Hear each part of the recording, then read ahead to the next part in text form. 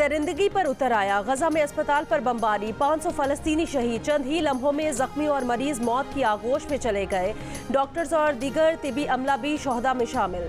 सैकड़ों जख्मी। हमलों में शहीद फलस्तीनियों की तादाद 3,500 से जायद हो गई। हमास का कहना है कि अल अहली अस्पताल पर सहनी गासिबों के हमले में सैकड़ों शहीद, ज्यादातर बेघर खानदान, मरीज, बच्चे और खवातीन थीं। नस्ल कुशी से इसराइल का मकरू चेहरा एक बार फिर आश्कार हो गया। हौलनाक कत्लेआम से मुजरिमाना कब्जे के लिए अमरीकी और मगरबी हिमायत का पर्दाफाश हो गया। अस्पताल हमले और घर वाले शहीद होने पर हमास रहनुमा इस्माइल हनिया ने कहा कि कत्लेआम का जिम्मेदार सलामती काउंसिल में जारियत का दिफा करने वाले ममालिक हैं। वाज़े किया कि खून आज शाम बिला सिर्फ इसराइल के खिलाफ मुज़ाहमत जारी रहेगी। अस्पताल पर बमबारी ने अक़वाम मुत्तहिदा के सेक्रेटरी जनरल को दहशत ज़दा कर दिया। इसराइल को खबरदार किया कि अस्पताल और तिबी अमले को आलमी इंसानी कानून के तहत तहफ़्फ़ुज़ हासिल है। कनाडा और फ्रांस भी इसराइल के खिलाफ बोल पड़े। फ्रांस के सदर इमैनुअल मैक्रों की जानिब से अस्पताल पर हमले की मज़म्मत। कहा, अस्पताल और शहरियों पर हमले का कोई जवाब पेश नहीं किया जा सकता। कनेडियन वज़ीर आज़म जस्टिन ट्रूडो ने कहा, गजा में अस्पताल पर हमला नाजायज़ और गैर कानूनी है। बरतानवी वज़ीर ख़ारजा जेम्स क्लेवर्ली बोले, आम शहरियों की जानों की हिफाजत अवलीन तरजीह होनी चाहिए। ईरान के सदर कहते हैं, अमरीकी इसराइली बमों के शोले इसराइली को निगल लेंगे। तुर्क सदर का इसराइल से वहशियाना जंगी जराइम रोकने का मुतालबा। सऊदी अरब, अमारात, कतर और मिस्र की जानिब से भी इसराइली हमले की मज़म्मत। आलमी बरादरी की नाराज़ी पर इसराइल का अस्पताल पर हमले की जिम्मेदारी कबूल करने से इनकार। वज़ीर आज़म बिन यामीन नेतन्याहू ने दावा किया कि अस्पताल इस्लामी जिहाद के रॉकेट का निशाना बना। आलमी मीडिया ने इसराइली दावे को झूठा करार दे दिया।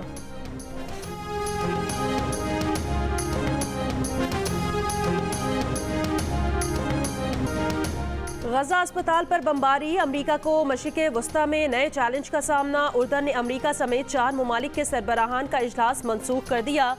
अमरीका के सदर जो बाइडन उर्दन का दौरा नहीं कर सकेंगे। दौरा इसराइल पर रवाना।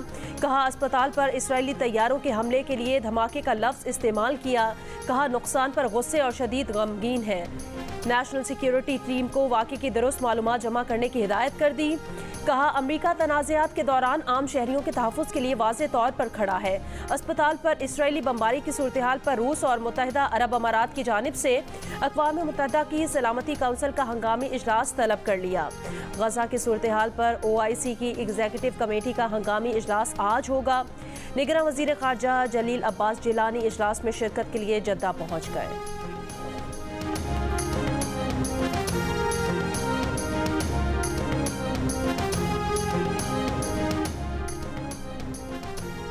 गजा में अस्पताल पर इसराइल के बुज़दिलाना और मुजरिमाना हमले की दो टोक अंदाज से सख्त मज़म्मत करते हैं। अक़वाम मुत्तहिदा में पाकिस्तान के मुस्तकिल मंदूब का बयान। मुनीर अकरम ने कहा, अस्पताल पर हमले में ज़्यादातर बीमार ज़ख्मी अफराद मारे गए। कहा, बर्बरियत का ताज़ा वाक़या फ़लस्तीनियों की नस्ल कुशी का तसलसल है। जंग बंदी और फ़लस्तीनियों की इमदाद पर जोर। साबिक़ वज़ीर ख़ारिजा और चेयरमैन पीपल्स पार्टी बिलावल भुट्टो ने कहा, इसराइल ने अस्पताल पर हमला करके सफाकियत की तमाम हदों को अबूर कर लिया। हमला पूरी इंसानियत के लिए शर्म का मकाम है। सैकड़ों फ़लस्तीनियों की शहादत इसराइली बर्बरियत का खुला सबूत है। आलमी इदारे इसराइल की इंसानियत सोच पेश कदमी रोकें। मुस्लिम लीग नून की रहनुमा मरियम नवाज ने कहा, गजा में जो कुछ हुआ वो जालिमाना, वहशियाना और गैर इंसानी है। अस्पतालों पर बमबारी जंगी जुर्म है। ये पागलपन अब बंद होना चाहिए। जिम्मेदारों का एहतसाब होना चाहिए।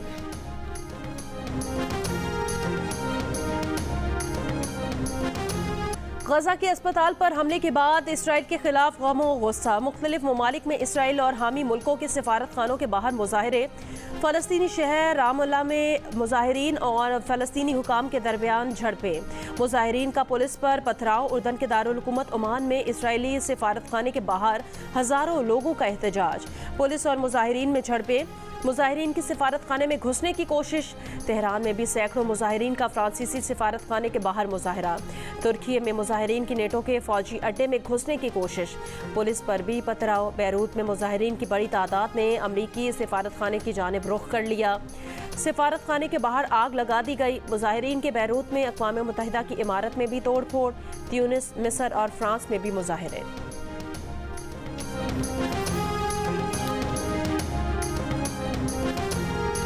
Political rivalry and bloc politics are not a choice for us. What we stand against are unilateral sanctions, economic coercion, and decoupling and supply chain disruption.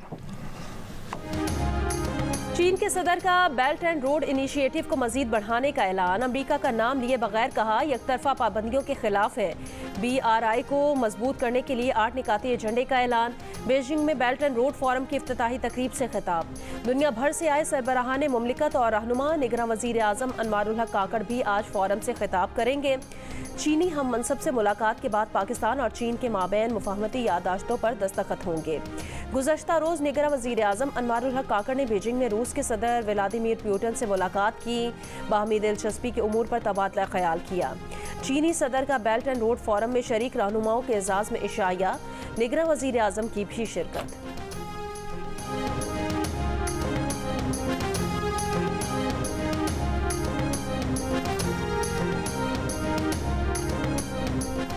Noon league ने नवाज शरीफ की वापसी का काउंटडाउन शुरू कर दिया। शहबाज शरीफ कहते हैं 21 अक्टूबर वादों की तकमील के नए दौर का आगाज है।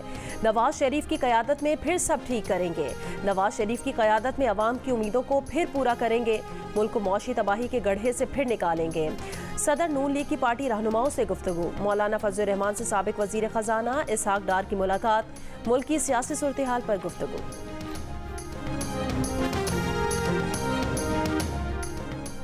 कराची के इलाके नेपियर में मुबैना पुलिस मुकाबले में 3 मुल्जिमान हलाक हो गए।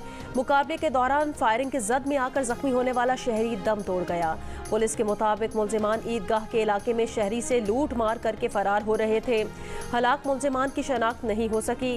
डिफेंस फेज 7 में मुबैना पुलिस मुकाबला, 1 जख्मी समेत 2 मुल्जिमान गिरफ्तार। पिस्तौल, मोबाइल फोन, पर्स और मोटरसाइकिल बरामद।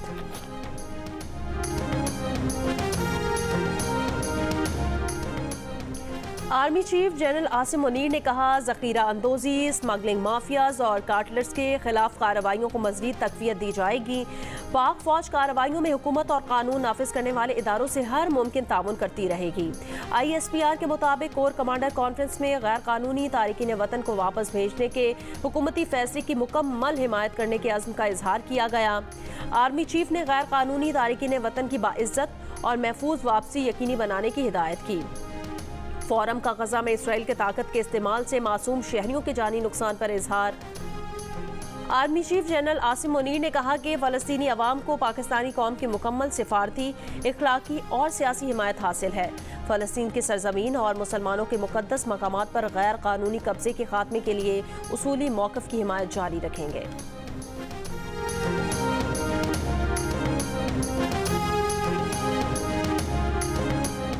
गजा के अस्पताल में सैकड़ों जानों का ज़िया अमरीका और यूरोपीय यूनियन की जानिब से इसराइल की गैर मशरूत हिमायत का नतीजा है।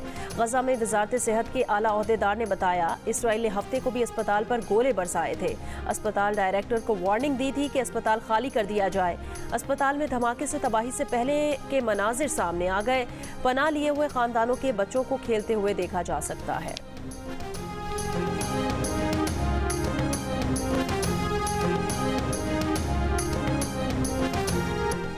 नोबेल इनाम याफ्ता मलाला यूसुफजई ने कहा इज्तिमाई सज़ा मसले का हल नहीं। गजा की निस्फ आबादी की उम्र 18 बरस से कम है और उन्हें सारी जिंदगी बमों का सामना करने पर मजबूर नहीं रहना चाहिए।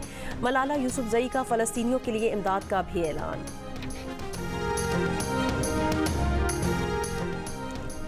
गजा पर हमलों में बरतानवी सियासतदानों के अजीज़ व अकारिब भी जख्मी। Scottish first minister Hamza Yusuf की बीवी नादिया अल नखला का कहना है कमसिन समेत उनके 5 रिश्तेदार ड्रोन के टुकड़े लगने से जख्मी हुए। अस्पतालों में जगह न होने के सबब उनकी वालदा को ड्रोन के टुकड़े बच्चे के जिस्म से निकालना पड़े। मुतालबा किया कि बरतानिया जासूस तैयारे भेजने की बजाय ज़रूरी अशिया फ़लस्तीन भेजे। बरतानवी रुकन पार्लियामेंट लैला मोरान ने कहा कि गजा शहर में उनके घर पर भी बमबारी की गई। रिश्तेदार चर्च में पनाह लिए हुए हैं। उनके पास खुराक, पानी और बिजली नहीं है। स्कॉटलैंड के फर्स्ट मिनिस्टर हमजा यूसुफ की गजा के लोगों को पनाह देने का ऐलान।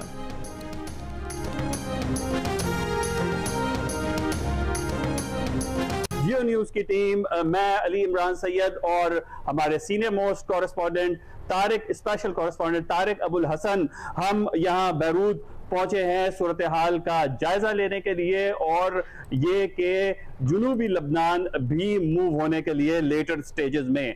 तो आज भी हिजबुल्लाह और जो इसराइल है उसके दरमियान झड़पें हुई हैं। यहाँ लबनान में सूरत हाल कशीदा है।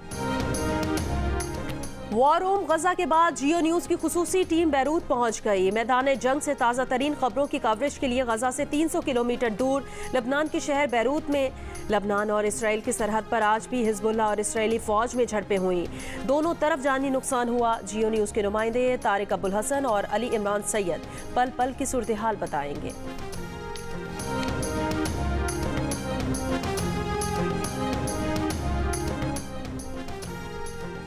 24% तक शरह सूद पर कौन सरमायाकारी करेगा? सरमायाकारी के लिए ज़रूरी है 2-3 साल के लिए आंखें बंद कर लें, किसी से ना पूछें कि पैसा कहां से आया। मुस्लिम लीग नून के रहनुमा मरियम नवाज का लाहौर में FPCCI के दफ्तर का दौरा। मौशी बहाली के लिए नवाज शरीफ के विजन से कारोबारी बरादरी को आगाह किया। कहा ब्यूरोक्रेसी और FBR की इस्लाह करेंगे। नैब के इंतकाम का खात्मा करके कारोबारी बरादरी के तहफ़्फ़ुज़ात दूर करेंगे। कारोबारी, सनतकार और ताजिर बरादरी को मराद देंगे।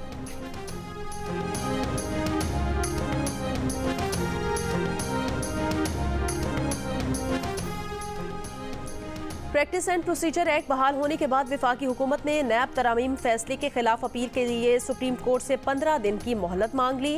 अटॉर्नी जनरल का कहना है फैसले के खिलाफ अपील में इजाफी ग्राउंड शामिल करने के लिए मोहलत मांगी है।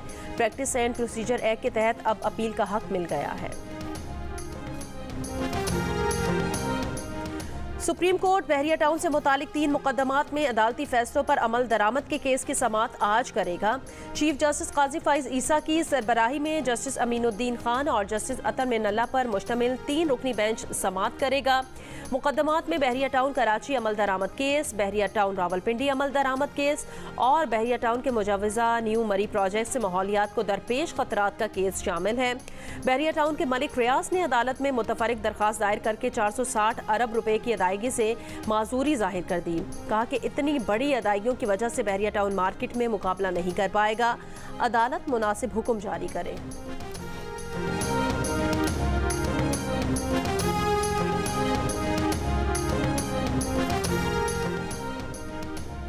कराची एयरपोर्ट पर पान, छालिया, गुटखा और सिगरेट नोशी पर पाबंदी लगाने का फैसला। पाबंदी का इतलाक 6 नवंबर से होगा।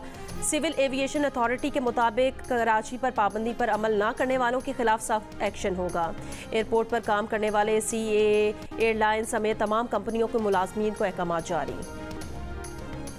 चीन की railway company Karachi local train system बनाएगी। निगरान वजीर आला सिंध मकबूल बाकर से चाइना रेलवे कंस्ट्रक्शन कंपनी के सदर और नायब सदर की मुलाकात। कराची सर्कुलर मंसूबे को मुकम्मल करने पर इत्तफाक राय। निगरान वजीर आला ने कहा कि सर्कुलर रेलवे की अराजी के मसाइल तकरीबन हल हो चुके। KCR प्रोजेक्ट की सावरन गारंटी का मसला भी हल हो जाएगा। कराची सर्कुलर रेलवे का रूट तकरीबन 43 किलोमीटर पर फैला हुआ है। सिटी स्टेशन, लांडी, मलीर, औरंगी और ड्रिक रोड समेत कई मकामात को कवर करता है। मुशर्रफ का दौर था। बेनज़ीर भुट्टो 8 बरस की जिला वतनी के बाद पाकिस्तान पहुंची थी। कराची में मिसाली इस्तकबाल हुआ। शाहराह फैसल पर कारसाज के करीब बुलेट प्रूफ ट्रक के करीब 2 धमाके हुए। बेनज़ीर भुट्टो महफूज रहीं। कारकुनान समेत 175 से जायद अफराद जाँ बहक, 600 से जायद जख्मी हो गए। 2007 में पेश आए सानहा कारसाज को 16 बरस बीत गए। आसिफ अली जरदारी का शोहदा को खिराज अकीदत। कहा अपने पैगाम में 18वीं आईनी तरमीम जमहूरियत के शोहदा की जिद्दोजहद का समर है।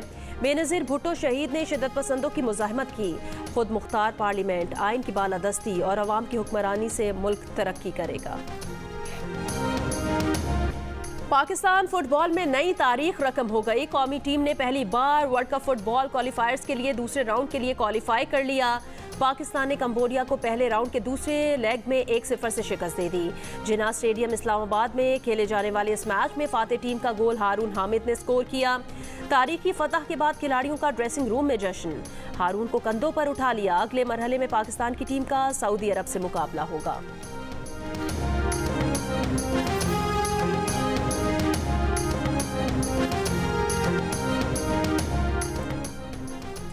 वर्ल्ड कप के लिए भारत में मौजूद कौमी क्रिकेटर अब्दुल्ला शफीक को बुखार हो गया। शाहीन शाह अफरीदी और उसामा मीर बुखार से सेहतियाब हो गए।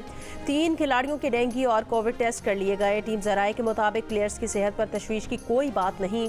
टीम ने बेंगलुरु में प्रैक्टिस की। 2 घंटे के सेशन में शाहीन शाह अफरीदी, मोहम्मद रिजवान, अब्दुल्ला शफीक, जमान खान, मोहम्मद हारिस और सलमान अली आका ने शिरकत नहीं की। वर्ल्ड कप में पाकिस्तान का अगला मैच 20 अक्टूबर को ऑस्ट्रेलिया से होगा। टीम पाकिस्तान की क्रिकेट वर्ल्ड कप में ऑस्ट्रेलिया के खिलाफ मुकाबले की तैयारियां जारी। कौमी टीम आज भी ट्रेनिंग करेगी। गुज़श्ता रोज भी 12 खिलाड़ियों ने 2 घंटे ऑप्शनल ट्रेनिंग की। पाकिस्तान और ऑस्ट्रेलिया के दरमियान मैच 20 अक्टूबर को बेंगलुरु में खेला जाएगा।